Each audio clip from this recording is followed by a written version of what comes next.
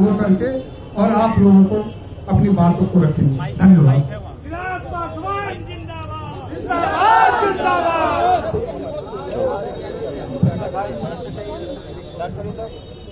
साथियों, सर्वप्रथम इस प्रेस वार्ता में उपस्थित होने के लिए मैं मीडिया से जुड़े हुए मेरे तमाम पत्रकार साथी भाइयों का मैं स्वागत करता हूं। क्षमा चाहूंगा कि एक दो बार आज प्रेस वार्ता का ये समय बदला गया। कुछ ऐसे कार्यक्रम जुड़े जो पूर्व निर्धारित नहीं थे। सुबह मुख्यमंत्री जी से मुलाकात का समय हुआ। लोक जनशक्ति पार्टी रामविलास का प्रतिनिधिमंडल मुख्यमंत्री जी से मुलाकात कर उनको विधिवत तौर पर जिस तरीके से उनके नेतृत्व में एनडीए गठबंधन ने चुनाव लड़ने का काम किया, उसके लिए हम सब ने मिलकर उनको बधाई दी। एक बधाई कल मैं उनको फोन के माध्यम से पहले ही दे चुका था, पर आज विधिवत तरीके से मिलकर न सिर्फ उनको हम लोगों ने बधाई देने का काम किया, बल्कि आने वाले दिनों में क्या रूपरेखा सरकार की गठबंधन की रहेगी उस पर भी हम लोगों ने चर्चा करने का काम किया।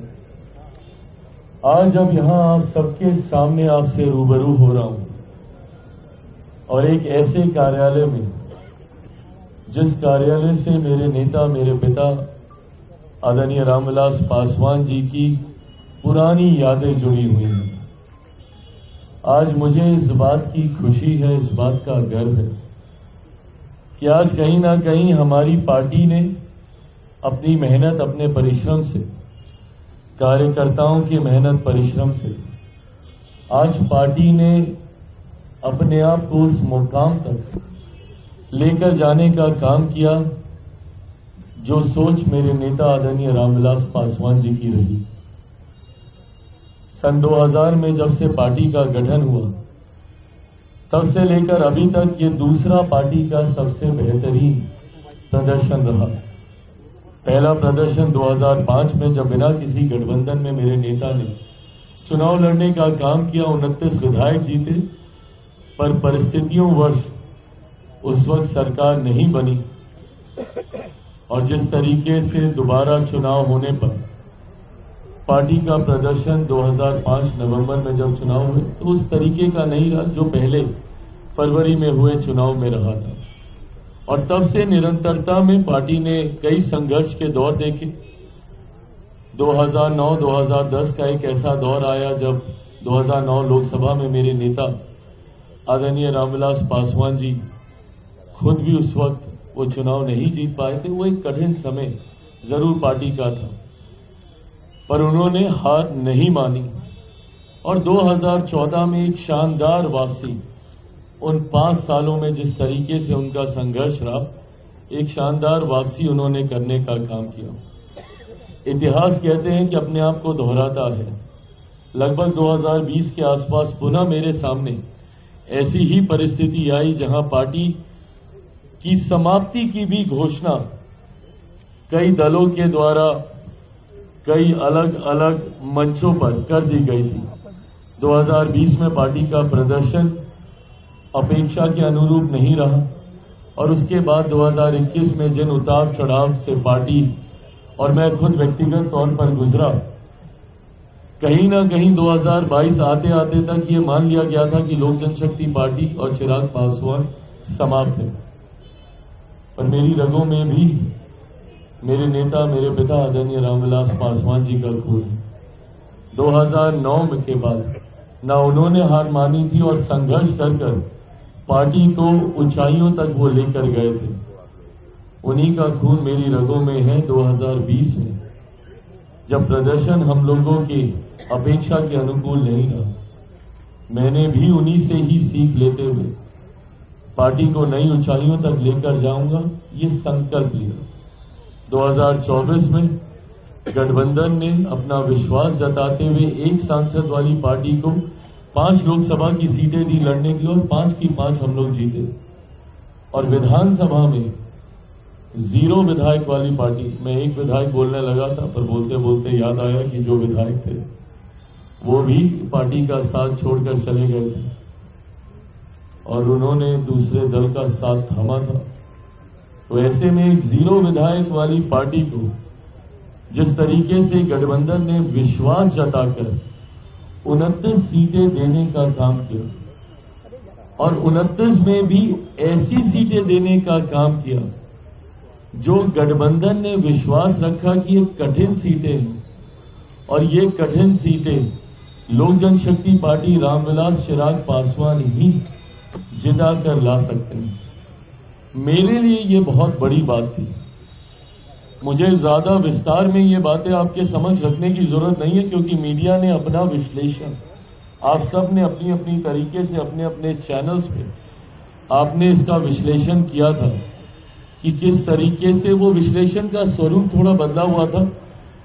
उसके पीछे की सोच ये बताई जा रही थी कि चिराग पासवान को ये सीटें हारने के लिए दी गई हैं और मेरे कुछ शुभचिंतक जो मेरे बारे में सोच रखते हैं कि भैया कैसे चिराग पासवान को कमतर आंका जाए, उन्होंने खास तौर पर यह नैरेटिव सेट करना शुरू किया कि 2020 में चिराग पासवान ने खेल किया था जदयू के साथ और 2025 में यह खेल जदयू ने कर दिया चिराग पासवान के साथ ऐसी सीटें थमाकर जिसमें 100% स्ट्राइक रेट का झुंझुना बजाने वाला लड़का इसमें तो कम से कम प्रदर्शन अपना अच्छा नहीं कर पाएगा।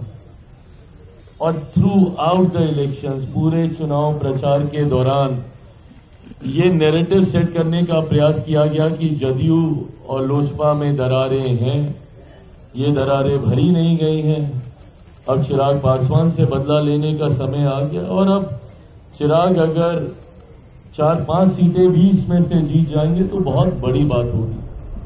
एंड मोर और लेस अधिकांश एग्जिट पोल ने भी वैसा ही दिखाना शुरू किया जहां पे हम लोगों को दहाई के आंकड़े तक भी लेकर जाने में कई एग्जिट पोल की सांस फूलने लगती थी।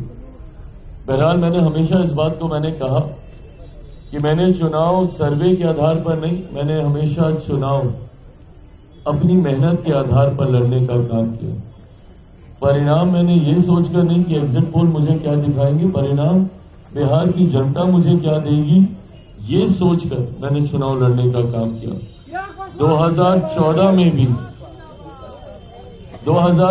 में भी मात्र एग्जिट पोल, जब हम लोग 7 सीटें लड़े और 6 जीते थे तो एग्जिट पोल मात्र 2 सीटें दिखा रहा था और कुछ जगह तो ये कह के दिखाई जा रही थी कि बस बाप बेटा ही, ये वर्ड इस्तेमाल किया गया था कि बस बाप बेटा अपनी सीटें जीतेंगे, जमुई से चिराग और हाजीपुर से मेरे नेता।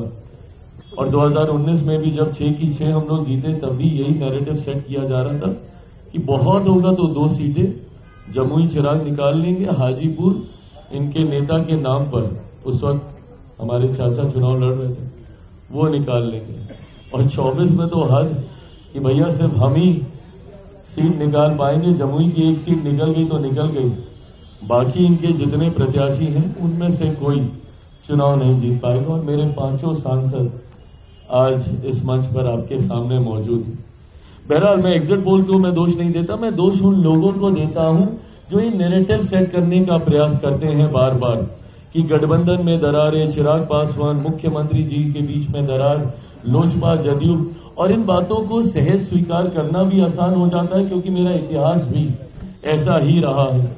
2020 में जिस तरीके से हमारी भूमिका रही तो उस भूमिका के साथ जोड़ते हुए इन परिस्थितियों को जोड़ना आसान हो जाता था और इसीलिए 24 के लोकसभा में भी यही परसेप्शन बनाया गया और यही परसेप्शन 2025 विधानसभा में भी बनाया गया। पर मुझे खुशी है आज कि जिस तरीके से तमाम बातों को ध्वस्त करते हुए एनडीए का प्रदर्शन रहा और जिस तरीके से विपक्ष के तमाम नेताओं की बातें, उनका भ्रम फैलाना, उनका फॉल्स नैरेटिव सेट करना सिर्फ बातें बनकर रह गया और जो बातें मैंने निरंतरता में कही थी, राजनीति का विद्यार्थी हूं, बीइंग स्टूडेंट ऑफ पॉलिटिक्स, मैं भी अध्ययन करता हूं, पढ़ता रहता हूं निरंतरता में, सैफोलॉजिस्ट नहीं हूं, बट आंकड़ों को पढ़ता हूं, आंकड़ों पे काम करता हूं, और इसीलिए मेरा विश्वास हर बार गहराता है कि भैया इतना तो हम जीतेंगे ही जीतेंगे। और वो विश्वास जो मैं आप लोगों से संवाद के दौरान भी रखता हूं, वो आता ही इन बातों को लेकर है क्योंकि मैंने उन आंकड़ों पे काम किया होता है।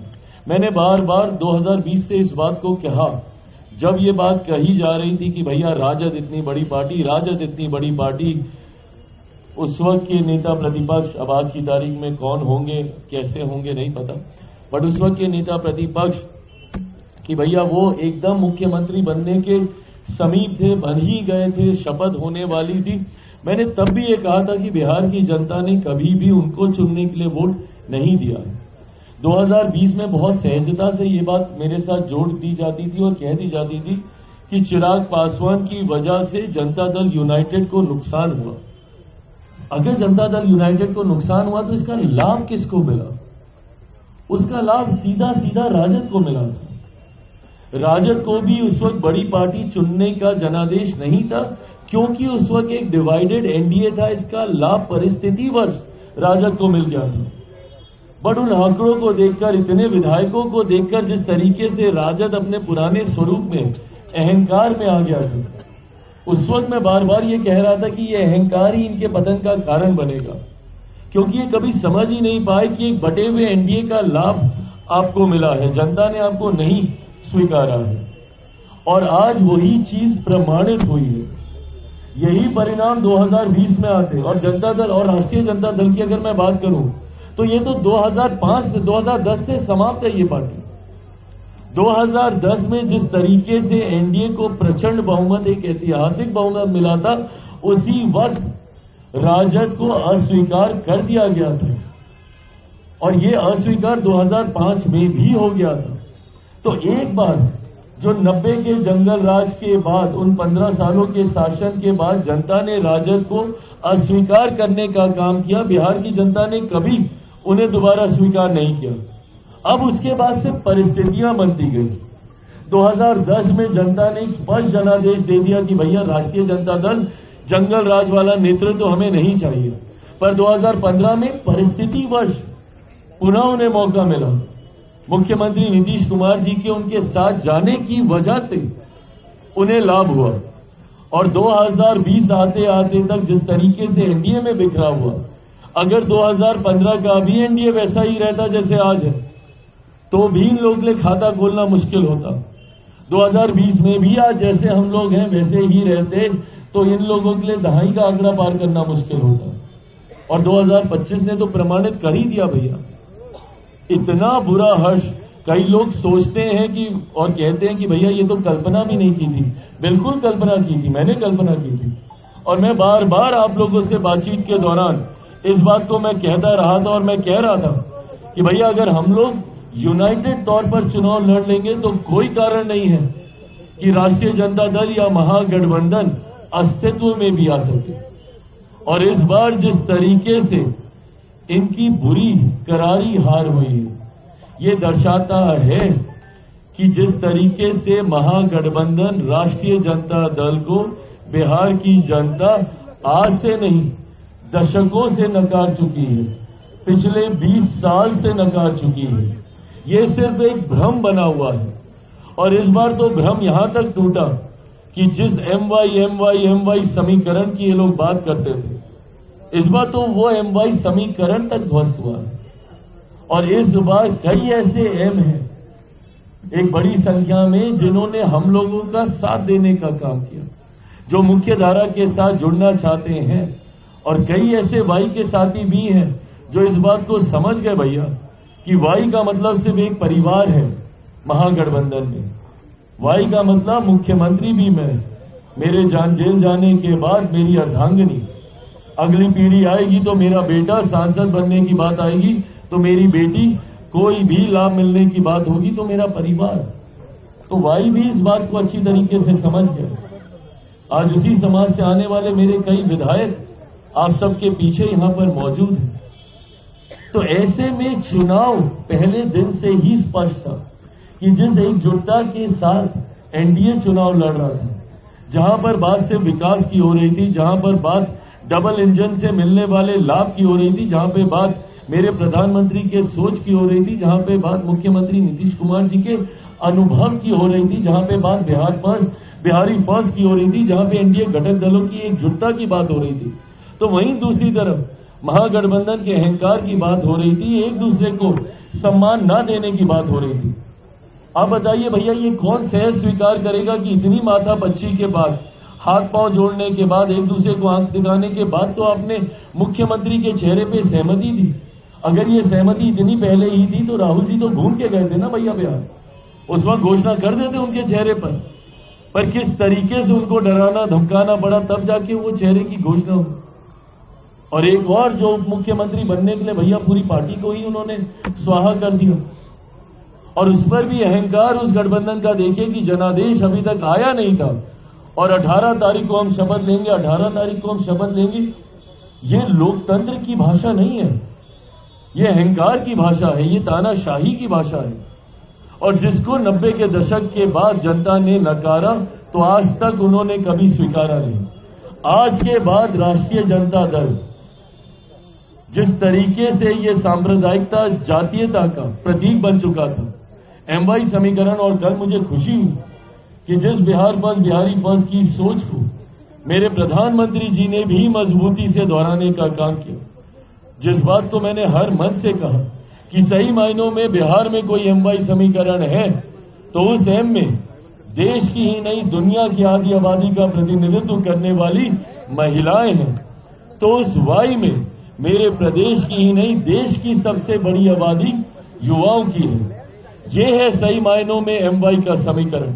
कल प्रधानमंत्री जी ने भी इस बात को मजबूती से कहने का काम किया। इस एमवाई समीकरण के साथ आने वाले दिनों में हमारी सरकार कार्य करने का काम करेगी, जहां पे जात पात धर्म मजहब से उठकर एक समावेश की सोच के साथ, जिसमें बिहारी फर्स्ट का मजबूत समर्थन आप सबको देखने को मिलेगा। मेरे प्रधानमंत्री के सोच वाली सरकार, मुख्यमंत्री नीतीश कुमार जी के अनुभव वाली सरकार, बिहारी फर्स्ट के समर्थन वाली सरकार आने वाले दिनों में आप सबको देखने को मिलेगी। मैं ये मानता हूं कि अगले 5 साल बिहार के लिए एक स्वर्णिम काल के तौर पर होंगी। पिछले सवा साल में हम सब ने अनुभव किया कि कैसे मेरे प्रधानमंत्री के लिए बिहार प्राथमिकता है। देश का प्रधानमंत्री साल भर के भीतर 12-13 बार बिहार आते हो। चुनाव प्रचार को जिस तरीके से उन्होंने लीड करने का काम किया, जिस तरीके से हर दूसरे दिन बिहार आकर उन्होंने यहां पे प्रचार करने का काम किया, ऐसे में परिणामों के बाद जहां मैं बिहार की जनता का धन्यवाद करता हूं कि सही समय पे लिया गया सही फैसला। आज की तारीख में बिहार में जरूरत है इस डबल इंजन की सरकार की, तो वहीं मैं मेरे प्रधानमंत्री का धन्यवाद करता हूं, जितनी मेहनत उन्होंने चुनाव प्रचार में करने का काम किया। हर दूसरे दिन बिहार आकर जिस तरीके से उन्होंने बिहारियों में ये विश्वास दिलाने का काम किया, चुनाव से पहले भी जिस तरीके से निरंतरता में बिहार आकर लाखों करोड़ों की परियोजनाओं को बिहारियों के लिए समर्पित करने का काम किया, न सिर्फ शुभारंभ किया बल्कि उद्घाटन कर बिहारियों को उन योजनाओं को समर्पित करने का काम किया। इन चीजों ने विश्वास बढ़ाया बिहारियों के मन में। और जिस तरीके से मुख्यमंत्री नीतीश कुमार जी ने इस पूरे चुनाव कैंपेन को लीड करने का काम किया, कल मैंने फोन के माध्यम से तो उनको बधाई दिया, आज व्यक्तिगत मुलाकात में भी मैंने मुख्यमंत्री जी को बधाई देने का काम किया। जिस तरीके से उनके ऊपर व्यक्तिगत आरोप लगाए गए, जिस तरीके से उनके स्वास्थ्य को लेकर बार बार विपक्ष के द्वारा टिप्पणी की गई, मुख्यमंत्री जी ने करके दिखाया कि आप जितना उनके ऊपर प्रहार कीजिएगा वो उतने ही मजबूत होकर बाहर निकलेंगे। न सिर्फ उन्होंने चुनाव कैंपेन को लीड किया बल्कि विपरीत परिस्थितियों में, जब बिहार के दूसरे तथाकथित युवा नेता कमरे में बैठे हुए थे, क्योंकि मौसम खराब है, तो फोन पे भाषण दे रहे थे, उस वक्त मेरे मुख्यमंत्री गाड़ी से जाकर वो प्रचार कर रहे थे। जितनी सभाएं उन्होंने की, उन्होंने करके दिखाया कि भैया उनके अंदर आज भी वो क्षमता है, और इन्हीं बातों पर विश्वास किया।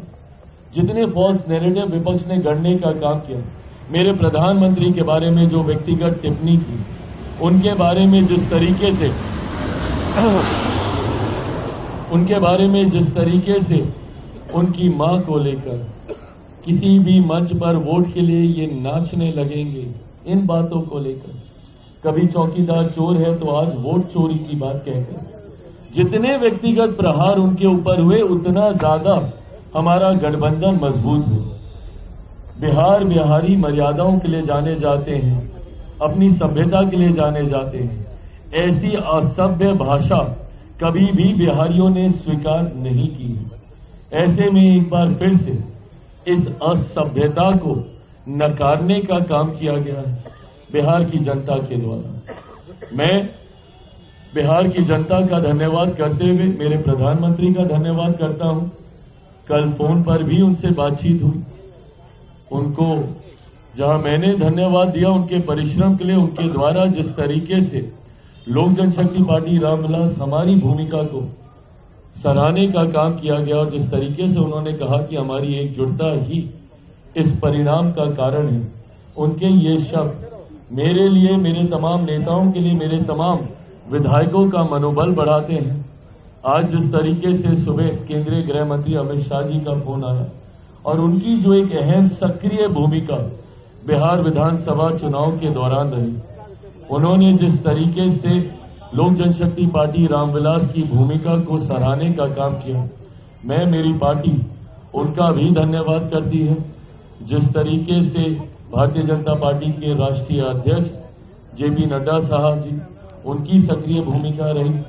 विभिन्न राज्यों से आए हुए भारतीय जनता पार्टी के मुख्यमंत्री, उनकी भूमिका रही और एनडीए के तमाम हमारे घटक दल, उपेंद्र कुशवाहा जी हों, आदरणीय जीतन राम मांझी जी हों, हम लोगों के बीच भी दरार दिखाने के बहुत प्रयास किए गए, पर जिस सहजता से एक दूसरे की सीट पर जाकर हम लोगों ने प्रचार करके एक दूसरे के विधायकों को जिताने का काम किया। आज जब मुख्यमंत्री जी से मुलाकात हुई तो जिस मुस्कुराहट के साथ वो बता रहे थे कि ये देखिए हम वोट डालकर आए हैं और हेलीकॉप्टर छाप पर हम वोट डालकर आए हैं, ये दिखाता है इस एकजुटता को। जहां मुख्यमंत्री जी का वोट हेलीकॉप्टर पर गया और अरुण जी यहीं पर मौजूद हैं हमारे बख्तियारपुर से, हमारे विधायक, तो वहीं दूसरी तरफ हमारा वोट भी तीर छाप को गया है। अलौली विधानसभा जहां से गठबंधन से जनता दल यूनाइटेड से तीर छाप पर सदा साहब चुनाव वहां से लड़ रहे थे अलौली विधानसभा में, तो रामचंद्र सदा साहब वहां से चुनाव लड़ रहे थे। ये दर्शाता है कि किस एकजुटता के साथ, और अगर ये नहीं होती तो ये परिणाम नहीं होते। इन बातों को आज मैं दोहरा इसीलिए रहा हूं क्योंकि थ्रू आउट हम लोगों के बीच में मेरे मांझी जी को लेकर, अरे लोकसभा में मैं उनके साथ बैठता हूं, उनसे संवाद करता हूं, उम्र में बड़े हैं, आदरणीय हैं, अनुभवी हैं, उनसे सीखता हूं।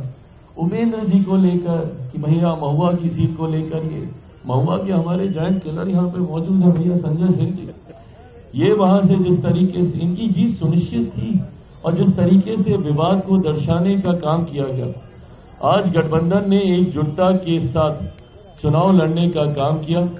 मैं यहां पर मौजूद मेरे तमाम योद्धाओं को, जिन्होंने मजबूती से चुनाव लड़ने का काम किया, और ये सामान्य बात नहीं थी जो मीडिया में ये चल रहा था, आंकड़े वो भी सही थे।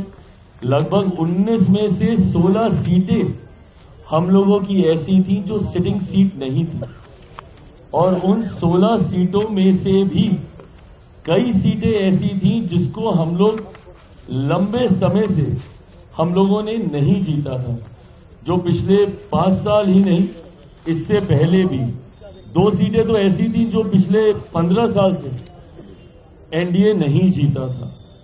उसमें से 9 सीटें ऐसी थी जो पिछले 10 साल से एनडीए नहीं जीता था, और उसमें से 4 सीटें ऐसी थी जो पिछले चुनाव में एनडीए हार चुका था।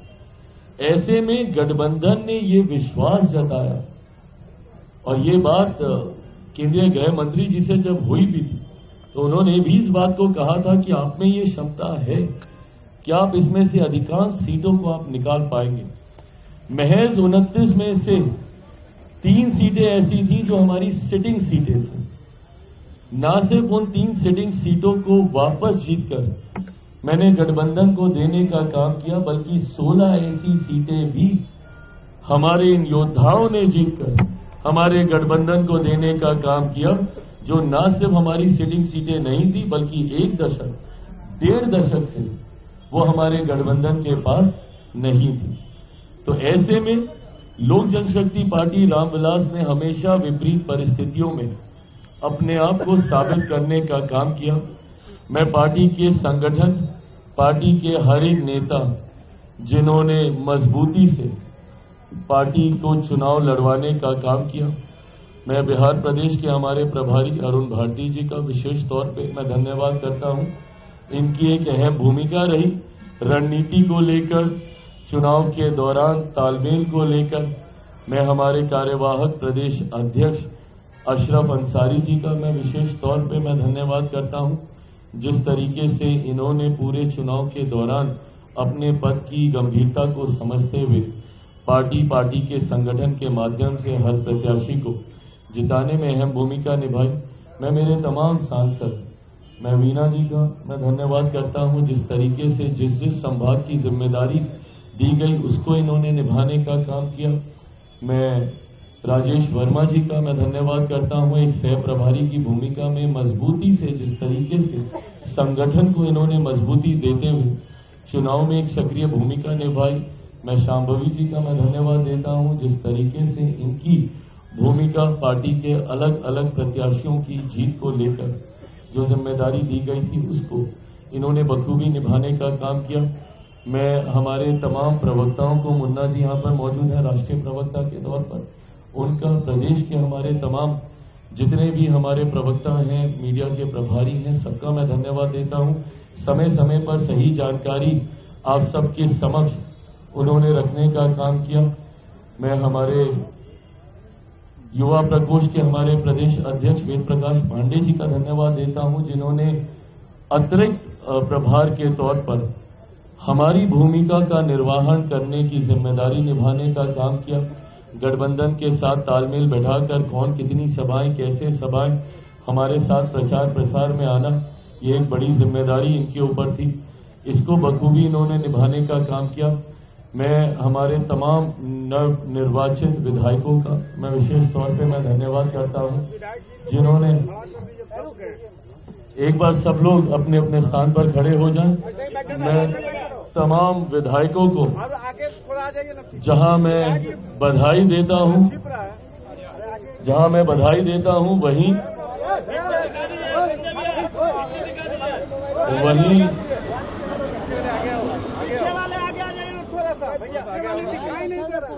जो लंबे वाले हैं वो थोड़े से पीछे, जो आगे वो आगे आ जाए। आप सब लोग आगे आ जाइए, साथ में खड़े हो जाइए, सब लोग साथ में खड़े हो जाइए। बेबी जी ऐसे में बेबी जी आप इधर आइए, संगीता जी आप भी इधर आइए, बीच में आइए, आप लोग आइए इधर साथ में। विनीता जी आप भी इधर आइए, बीच में आगे आ जाइए, हमारे ठीक पीछे आ जाइए। आइए, हाँ आइए संगीता जी, आइए विनीता जी।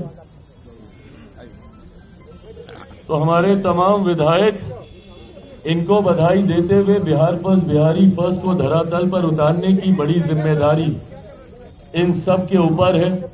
और उम्मीद ही नहीं, पूरा विश्वास है कि लोक जनशक्ति पार्टी की मर्यादाओं को निभाते हुए, जहां पे विनम्रता, सभ्यता, मर्यादा का पालन करते हुए बिहार विधानसभा में जाकर मजबूती से अपने क्षेत्र की समस्या के समाधान के लिए आवाज उठाने का तमाम विधायक काम करेंगे, ये मेरा विश्वास है।